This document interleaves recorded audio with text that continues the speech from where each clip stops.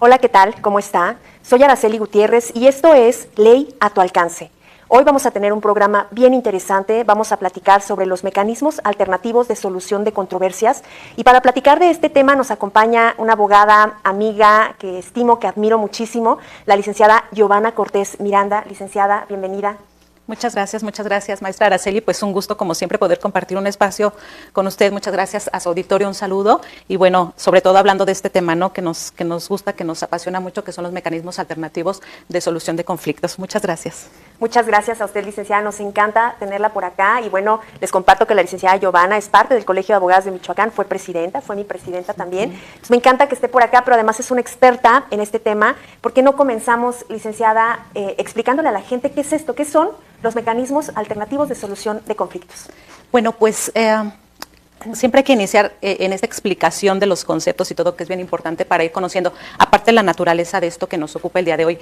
Los mecanismos alternativos de solución de conflictos son procedimientos no jurisdiccionales que se llevan a cabo cuando las partes se encuentran en un conflicto, en una controversia, y entonces hay la posibilidad de que se apoyen de un tercero ajeno a la controversia. En este caso puede ser un mediador, conciliador, que para efectos formales en nuestro sistema denominamos facilitadores. Apoyados de una persona tercera ajena a la controversia, ellos pueden exponer cuál es su conflicto, su situación, y entonces lograr un acuerdo, y se busca obviamente que el acuerdo otorgue beneficios a ambas partes, que sea un acuerdo equitativo, un acuerdo en donde ambas partes puedan ver resuelta la controversia, obviamente de una forma pacífica, y es básicamente eso. Sí me gustaría mencionar, porque, bueno, dentro de la teoría, para nosotros ahora es importante señalar que si bien lo denominamos formalmente como mecanismos alternativos de solución de conflictos o de solución de controversias, porque ustedes van a encontrar que el nombre puede tener alguna variante, pero bueno, básicamente es con la misma intención o la misma finalidad.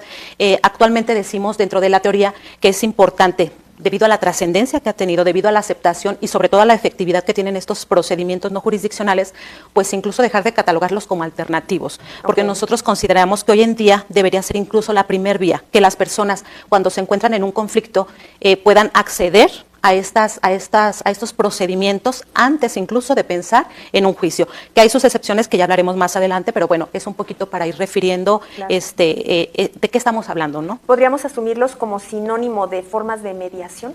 Como pensando en traducirlo de la forma más ciudadana y más clara para la gente, entendiendo que tienen un nombre técnico específico, pero hablar de estas formas de mediación, ¿podríamos decir que es correcto o no? Sí lo podríamos decir, porque además creo que normalmente las personas podemos estar más familiarizadas con el término mediar. Claro. Yo creo que todas las personas en algún momento de nuestra vida la hemos hecho de mediadores, ¿no? A lo mejor en un conflicto en casa con nuestros hijos, en la escuela con nuestros amigos, con nuestros compañeros, con nuestros hermanos, con los familiares. Si estamos en un momento presenciando como algún roce o algo, casi siempre decimos, a ver, espérense, ¿no? ¿Por qué no le hacemos así? Entonces, como que yo creo que el ser humano, habría que entrar a temas filosóficos de si generalmente somos buenos o malos, pero yo creo que siempre buscamos estar bien. O sea, sí buscamos por naturaleza el bienestar, y cuando estamos presenciando algo así, quizás sí nos da por, a ver, tranquilos, ¿no? Vamos a ver cómo lo solucionamos. Claro. Entonces sí estamos como más adaptados, más hechos a la mediación. Sin embargo, también hay otras formas reconocidas hoy para poder resolver estos conflictos, además de la mediación. Yo coincido, y además soy de la idea de que la mediación para mí también es como el procedimiento no jurisdiccional ideal. Claro. Ideal, y ahorita pues más adelante vamos a ir explicando por qué, ¿no? ¿Qué tipos de mediación existen, o de qué tipos podríamos hablar de estos mecanismos? Pues ahora que se han formalizado en nuestro sistema jurídico, ahora que se aprobó la Ley General de Mecanismos Alternativos, pues se habla de mediación, de conciliación, de negociación colaborativa y de arbitraje. Entonces, en realidad pareciera que los dos procedimientos así como básicos serían la mediación y la conciliación. La conciliación también es un término con el que estamos como más familiarizados, ¿no? Claro. La negociación tiene también sus características, sus particularidades, lo mismo que la negociación colaborativa, y bueno, el arbitraje también. El arbitraje es un procedimiento también con otras características que sobre todo se aplica o lo podemos ubicar más en temas comerciales, por ejemplo, o empresariales, ¿no? Bueno, nos dice que estos son mecanismos no jurisdiccionales. ¿En qué áreas del derecho nos encontramos estas formas de mediación? ¿Y por qué nos dice que son no jurisdiccionales? Generalmente se dan fuera del juicio, o hoy una buena parte de los juicios incorporan estos mecanismos. ¿Cómo se encuentran estos mecanismos ya con el derecho, licenciada? Lo que sucede es que hablar de mecanismos nos tendría que remontar incluso a temas históricos. Yo creo que hoy en día una tendencia también es regresar a lo que es más natural, ¿no? En todo sentido, yo digo que hasta en la alimentación, en el tema hasta de nuestra vivienda, etcétera, y por qué no hacerlo en nuestra convivencia, ¿no? Los mecanismos alternativos o los mecanismos de solución de conflictos no son algo nuevo. En realidad, lo que hicieron algunos sistemas jurídicos fue retomar antiguas prácticas, porque incluso podemos encontrar antecedentes de mediación o de conciliación, pues en la época todavía de los romanos, etcétera, y además en algunas tribus, en algunos pueblos, antes de la existencia de sistemas jurídicos, ya había estas formas la gente se acercaba por ejemplo, con quien tenía mayor autoridad en una tribu, con los ancianos, etcétera, y pedían ese consejo. Buscaban esos perfiles o esas personas que pudieran tener una autoridad moral para que les ayudara a resolver sus conflictos. Entonces es retomar nada más eso. Por eso digo, creo que todos lo traemos en nuestra naturaleza, no ser un poquito mediadores. Bueno, ¿qué sucede? Los sistemas jurídicos, cuando empiezan a ver el colapso, ¿no? De estos, en nuestros sistemas de justicia no podemos negar que había el colapso. ¿Por qué? Porque empezamos a abandonar, en la medida que se fueron creando estos sistemas de justicia, empezamos a abandonar también la voluntad de nosotros de resolver nuestros conflictos dialogando.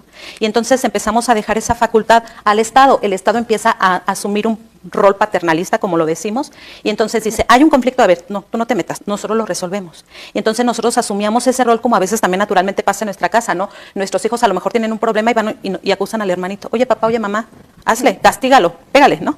Entonces, así sucedió en el sistema de justicia. Entonces, abarrotamos tanto los tribunales, y no hablamos de México, o sea, de todos los sistemas de justicia, se empiezan a abarrotar tanto que empieza a colapsar también, porque entonces, pues imagínense, un conflicto lo formamos nosotros con miles y miles y miles de expedientes que tienen que resolver en los tribunales, y eso hace lenta la impartición de justicia, la hace menos especializada, porque entonces ya no hay el tiempo de los operadores de justicia de poder atender nuestro asunto como nosotros quisiéramos, se hace más caro porque obviamente hay una demanda mayor, y entonces eso empieza a complicar todo este tema de resolución. Cuando hablamos nosotros de la alternancia, de lo alternativo o de procedimientos no jurisdiccionales, estamos pensando en formas entonces en las que nosotros podamos resolver nuestros conflictos, no necesariamente con un juez.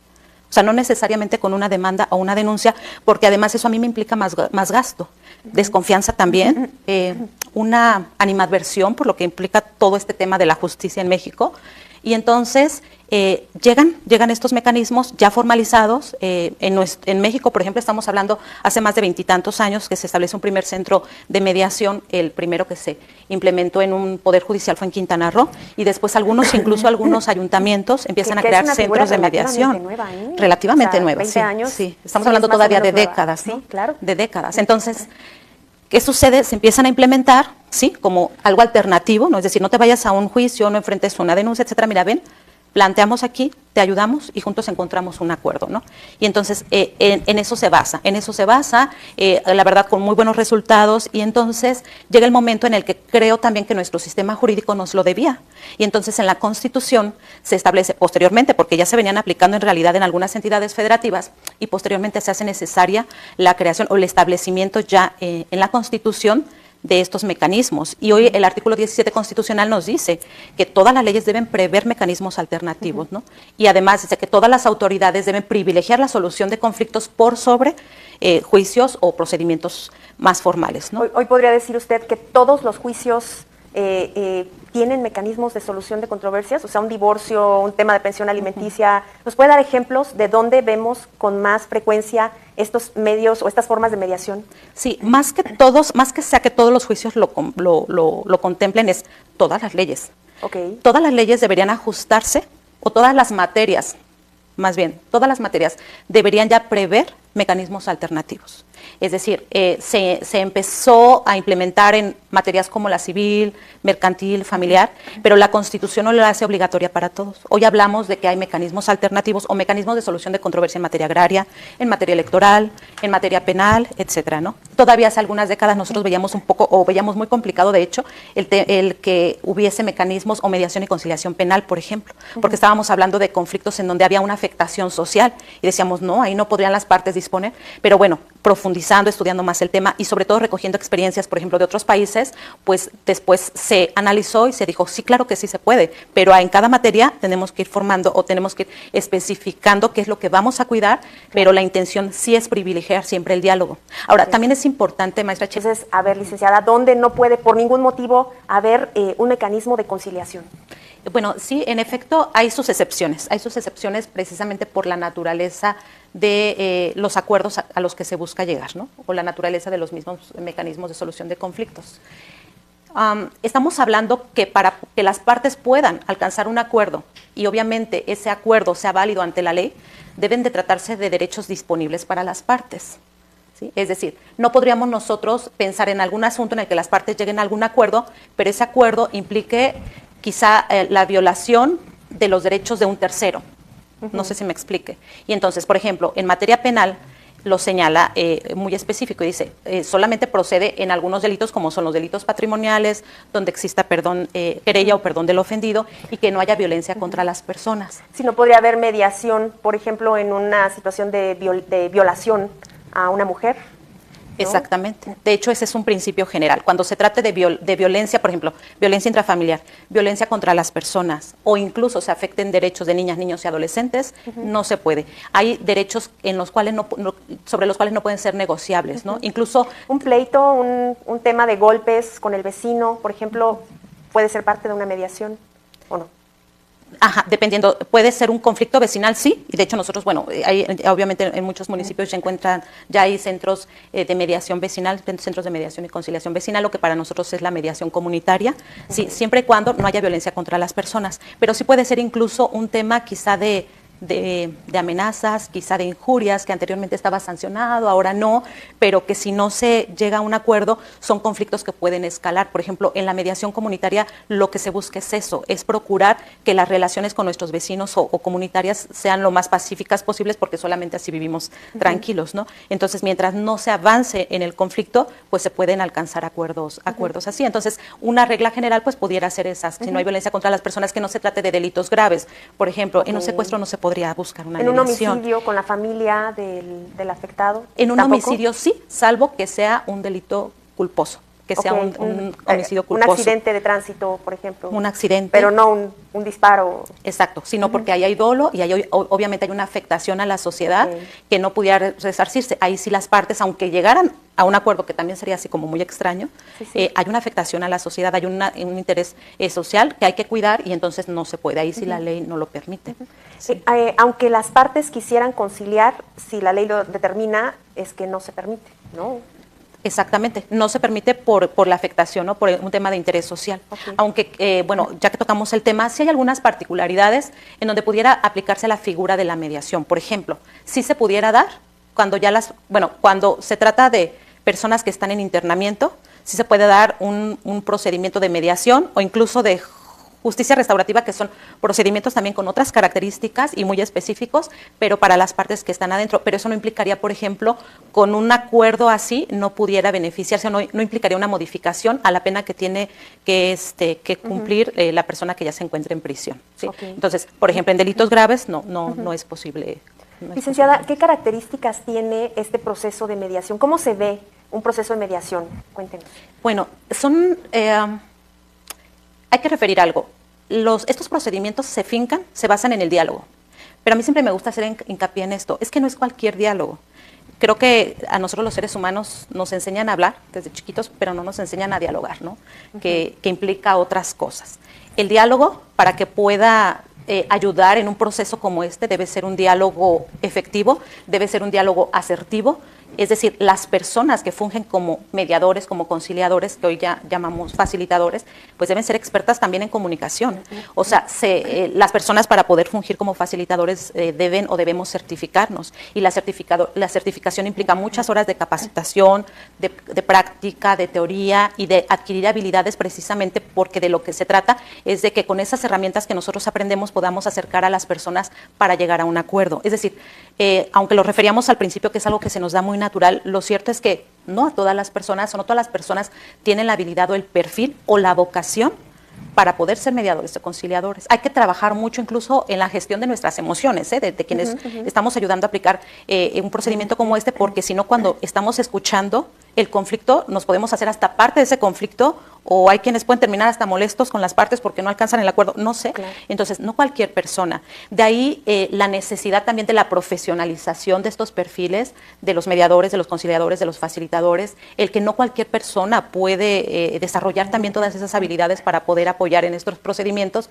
y también necesitamos decirlo, ¿no? Porque hoy, por ejemplo, la Ley General de Mecanismos Alternativos ha ampliado también esta posibilidad. Hoy no solamente habemos facilitadores públicos, puede haber facilitadores privados, y además se habla, hay una figura nueva que recoge la ley, que son los abogados colaborativos, que son los que pueden ayudar, por ejemplo, en la negociación colaborativa, pero entonces aquí tendría que desarrollar otro perfil un abogado. No solamente es el perfil del abogado que litiga, sino el abogado que acerca a las partes, que busca el diálogo, etcétera.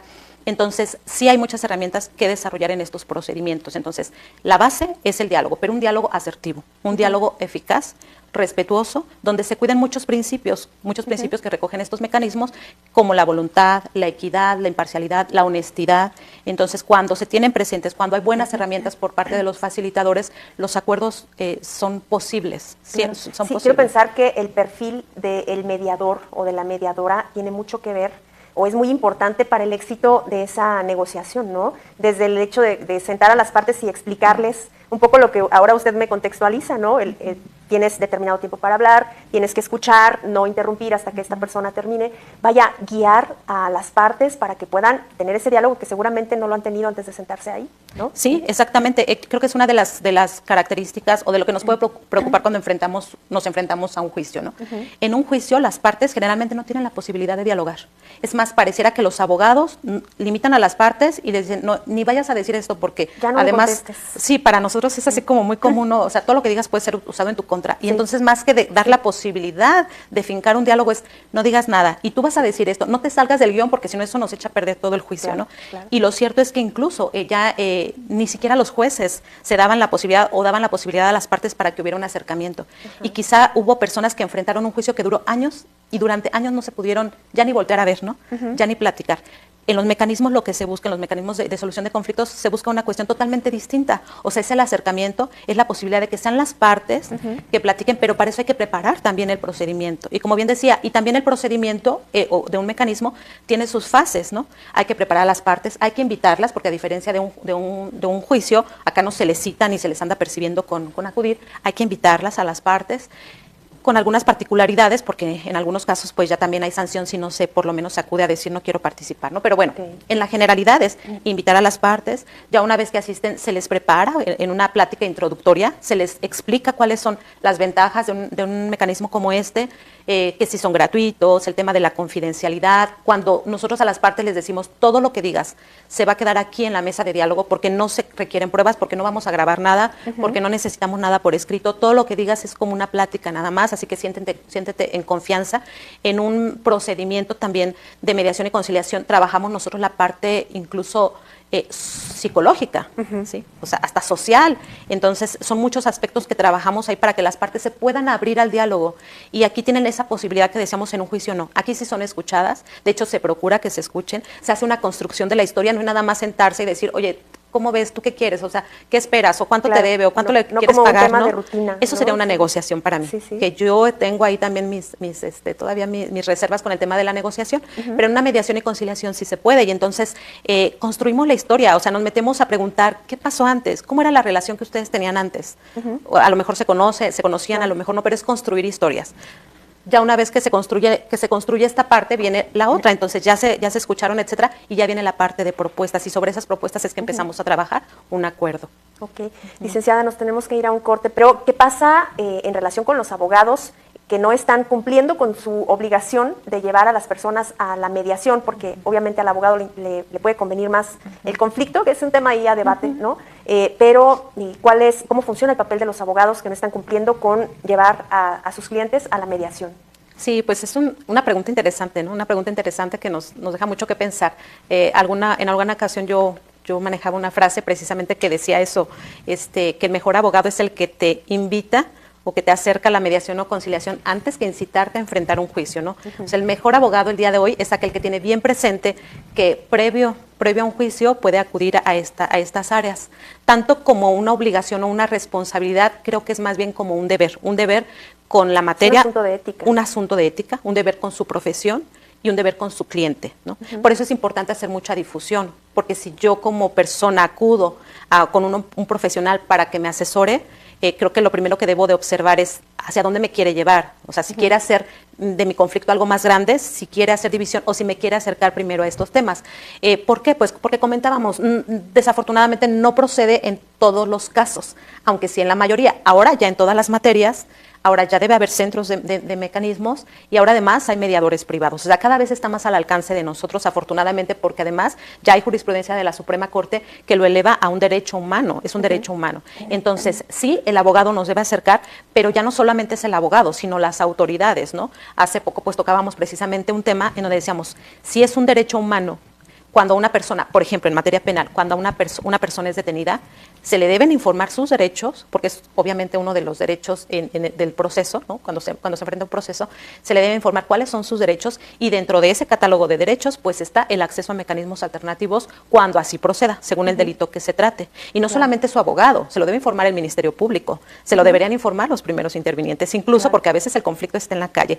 Y sí suele pasar, de hecho, nosotros en la justicia cívica hemos capacitado, he tenido también la fortuna de capacitar incluso policías municipales, etcétera. O sea, desde el primer respondiente sabe de estos mecanismos y debe procurar que las personas tengan acceso a ellos, ¿no? Entonces, sí es un deber, sí es importante conocerlo, pero entonces es un deber además de todos, tanto de los abogados, de las autoridades y bueno, pues también de quienes estamos inmersos en este tema de la justicia, hacer mucha difusión para que las partes también puedan acceder a ellos. Recientemente veía en sus redes, licenciada, a propósito de todo esto que ha pasado en Michoacán en los últimos días, donde ha habido personas que son detenidas en manifestaciones. Veía que hacía usted una invitación a la Fiscalía a que les hiciera de conocimiento a las personas detenidas en estas manifestaciones que tenían derecho a los mecanismos de solución de controversias. Háblenos un poquito de este tema. ¿Estas personas pueden negociar para poder liberarse de la responsabilidad en el caso de los daños patrimoniales por las marchas, por las manifestaciones?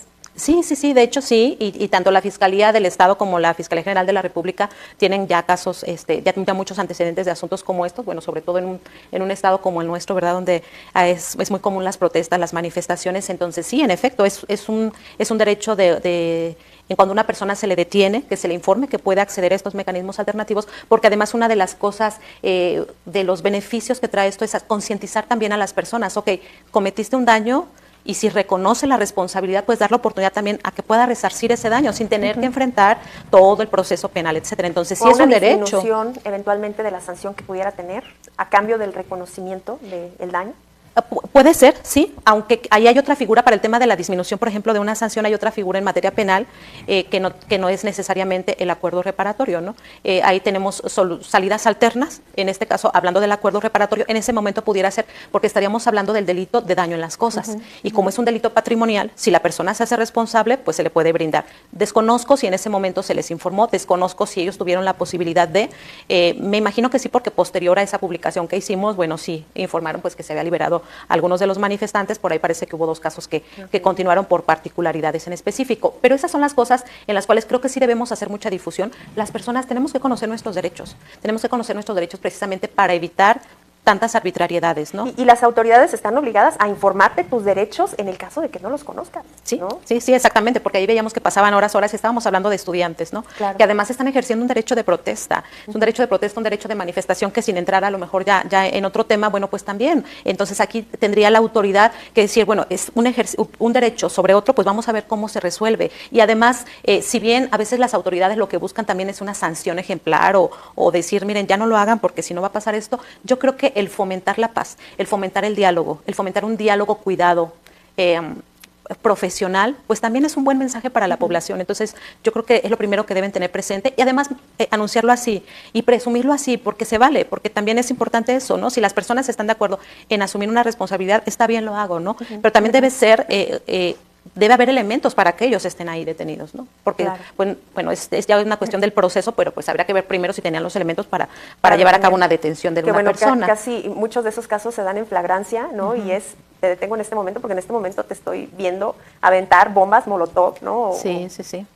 Sí, exacto. Y viene otro tema también, o sea, el tema de el Estado puede llegar a acuerdos reparatorios, porque el Estado también puede causar daños, ¿no? Claro. El Estado también puede, sí puede participar de mecanismos alternativos cuando tiene una responsabilidad, puede incluso participar como parte víctima o ofendida o como ofensor, o como demandado, denunciado o como parte ofensora. Tenemos muchos ejemplos, muchos antecedentes en las fiscalías de acuerdos reparatorios así. De hecho, se han tenido acuerdos reparatorios con el SAT, con SADER, con Pemex, con CFE, o sea, con instituciones del Estado, con paraestatales, etcétera. Entonces es muy posible y esto lo hace aún más interesante porque pensaríamos que cuando se trata de este tipo de personas morales no es posible. No, sí es posible. Claro. Sí hay una responsabilidad del Estado y el Estado también le tiene que entrar porque el Estado también debe de dar el ejemplo de decir, asumo mi responsabilidad, asumo mi falla, acuerdo, pero llego a un acuerdo y cumplo, ¿no? Porque ha habido también otras manifestaciones en donde Claro, tendrían ese es que estar otro haciendo tema. eso. ¿Cuál es el alcance de estos mecanismos o de los convenios que derivan de estos procedimientos de conciliación?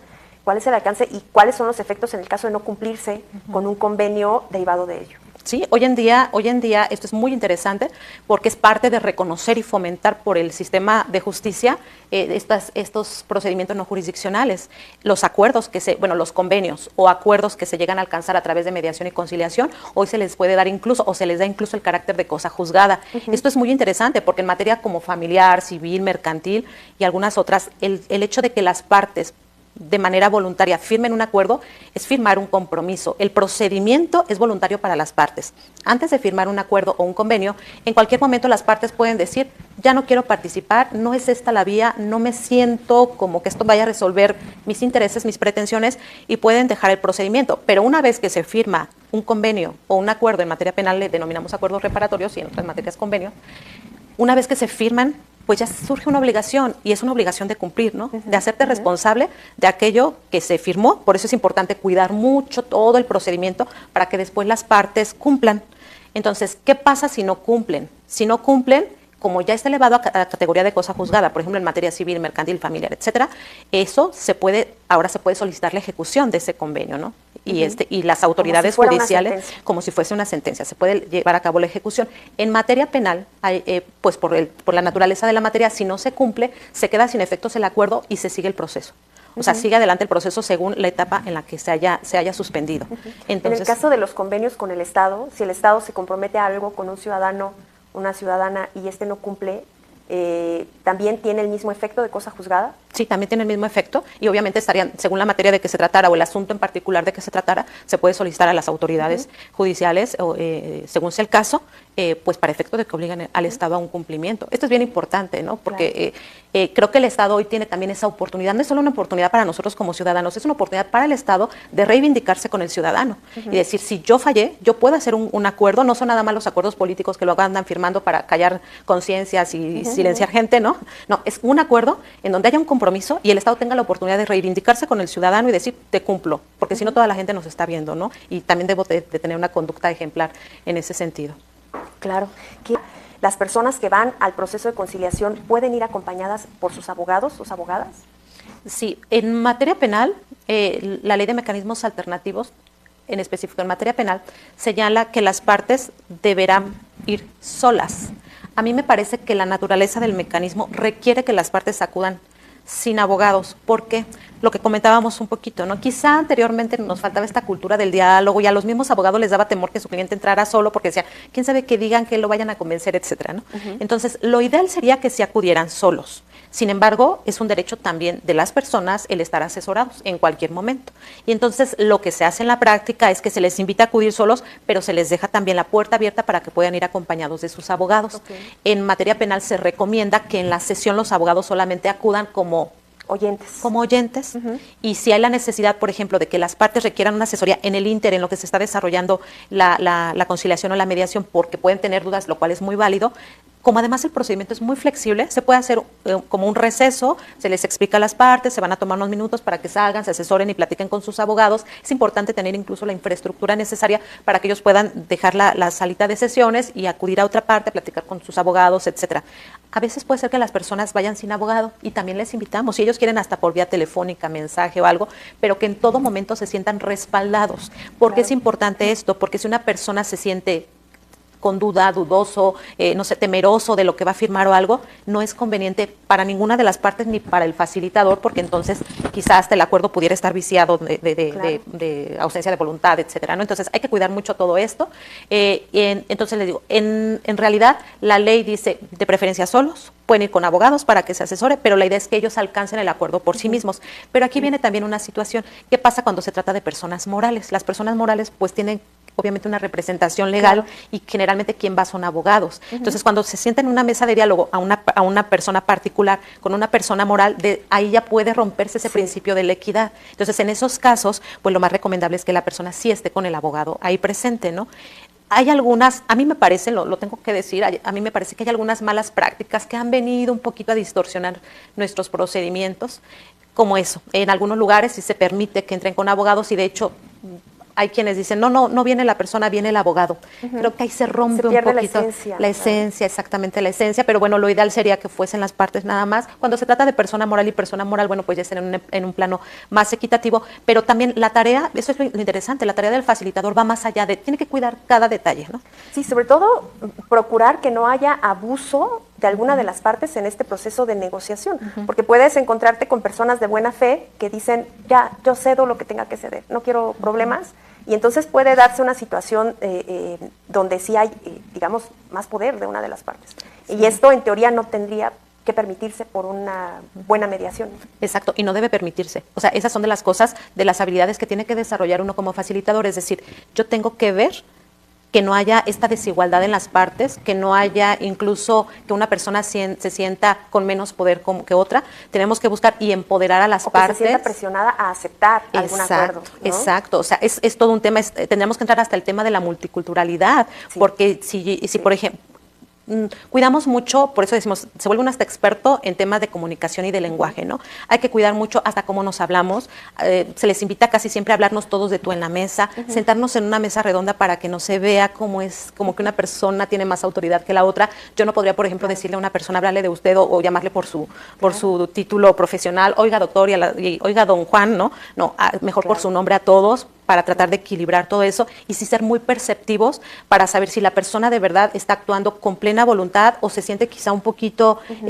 atemorizada, o si el otro se está empoderando mucho y entonces hay que bajar los ánimos, hay que ir mediando, cuidar hasta los tiempos. Una sesión de una mediación se recomienda entre hora y media. Cuando empieza a pasar ese tiempo, hay personas que hasta en el desgaste, o pasa, de verdad, en una mesa de diálogo puede estar hasta una mujer que sabe que a las 12 tiene que ir a recoger a sus niños a la escuela y está en plena sesión y ya está cuidando el teléfono y la hora y ya es así, ya no está atenta, o puede durar mucho tiempo y empezamos a desgastar también a las partes y una persona por el mero desgaste emocional o físico puede decir, ya lo que sea, pero ya quiero salir de aquí, ¿no? Sí. Entonces hay que cuidar mucho eso, hay que cuidar tiempos, formas, lenguaje, a las personas. Sí, o te puedes encontrar en relación con la personalidad de quienes están ahí, alguno de ellos es más hábil para argumentar, para desenvolverse, para convencer, ¿no? Para persuadir, y la otra persona pues mucho más tímida, ¿no?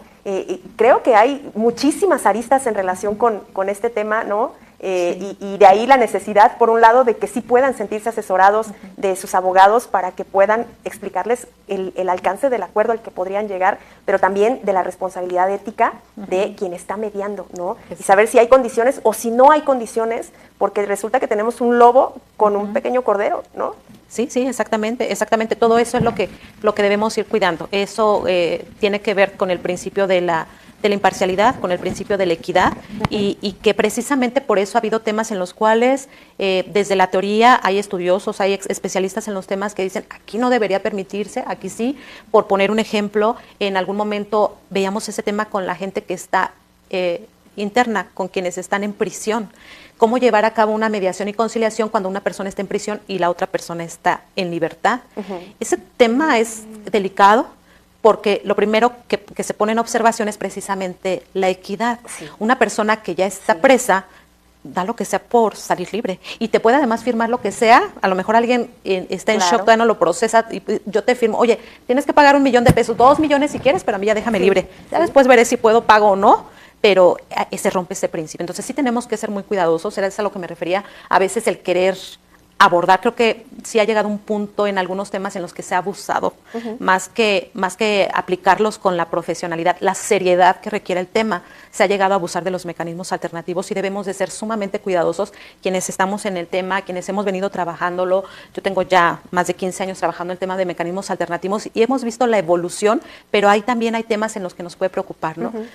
Por eso decimos, pues no cualquiera puede mediar, hay que tener también un compromiso. ¿Nos puede platicar algún caso como para contextualizar un poco más a la gente, algún caso de mediación que haya tenido, licenciada?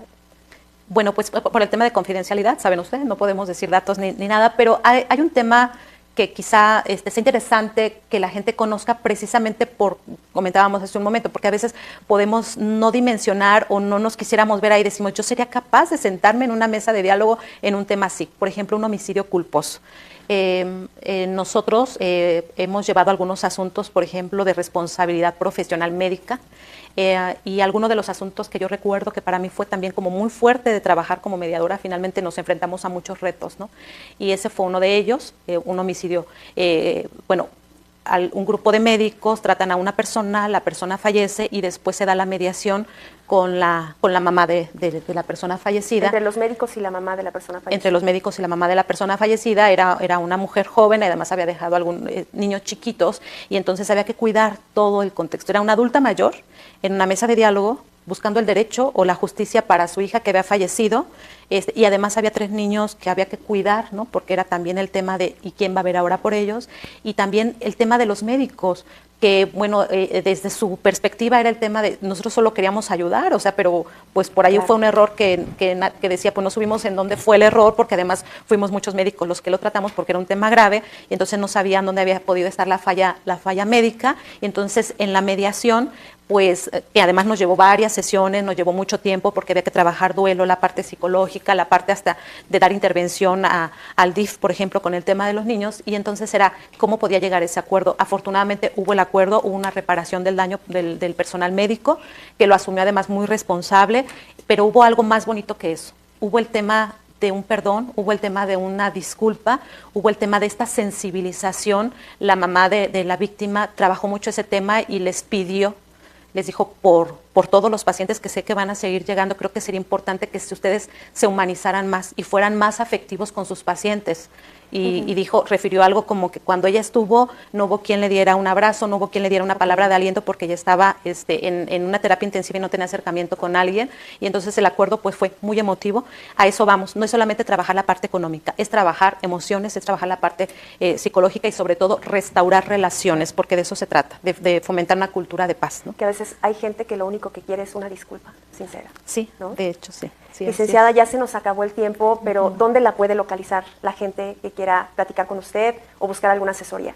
Sí, claro que sí, con mucho gusto. Bueno, en mis redes, en Facebook estoy como Giovanna Cortés Miranda, también en Instagram, Giovanna Cortés, y bueno, pues cualquier duda, de verdad que es un tema que en lo personal me apasiona mucho trabajar, platicar, y mientras se trate de mediación, yo siempre he dicho, la mediación, los mecanismos alternativos se basan en el diálogo, y entonces hay que seguir dialogando acerca de ellos. Muchísimas gracias por la invitación. Gracias, licenciada, por acompañarnos, me encantó esta plática y espero que a usted también, espero que haya aprendido tanto como nosotras, bueno, como yo, porque aquí la experta nos habló de la relevancia de estos temas que son fundamentales para cualquier ciudadano o ciudadana. Ojalá que se haya quedado interesado con este tema. Muchísimas gracias por acompañarnos. Nos vemos la siguiente semana. Si te gustó este episodio, dale like, suscríbete y no olvides compartirlo con tus amigos para que tengan la oportunidad de conocer esta información valiosa que les puede servir en algún momento de la vida. Y te invito a seguir mi Facebook e Instagram como Araceli Gutiérrez o sígueme en TikTok como Araceli GTCKC, y nos vemos la siguiente semana.